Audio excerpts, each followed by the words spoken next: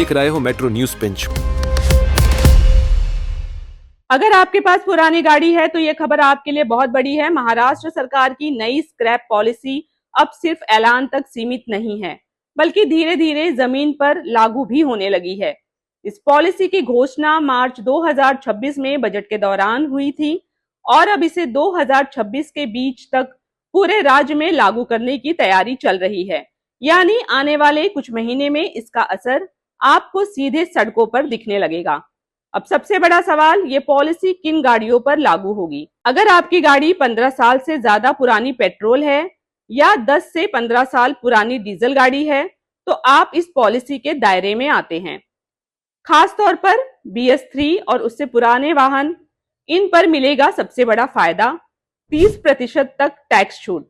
BS4 गाड़ियां, इन पर भी 16% तक की राहत दी जाएगी।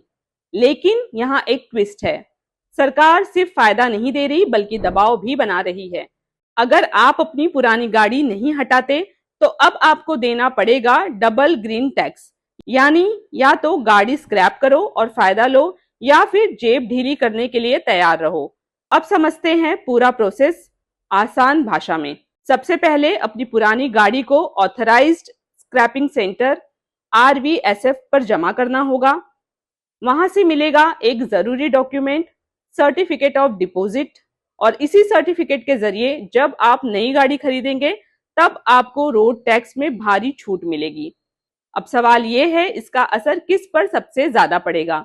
मुंबई, पुणे, नागपुर, नासिक जैसे बड़े शहर जहां पहले से ट्रैफिक और प्रदूषण बड़ी समस्या है, उन लोगों पर जिनकी गाड़ियां ज्यादा धुआं छोड़ती हैं या फिटनेस टेस्ट में फेल हो रही हैं।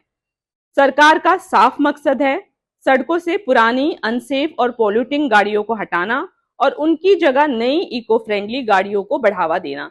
लेकिन आम आदमी के मन में सवाल अब भी वही है, क्या ये सच में फायदा है या फिर लोगों को नई गाड़ी खरीदने के लिए मजबूर किया जा रहा है?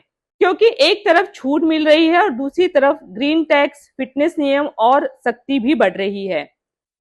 आखिर में बस इतना समझ लीजिए, अगर आप पुरानी गाड़ी चला रहे हैं तो अब आपके पास दो ही रास्ते हैं, स्क्रैप करो, छूट पाओ, नई शुरुआत करो, या पुरानी गाड़ी रखो और ज्यादा टैक्स भरो। ये सिर्फ एक पॉलिसी नहीं बल्कि महाराष्ट्र के ट्रांसपोर्ट सिस्टम में एक बड़ा बदलाव है।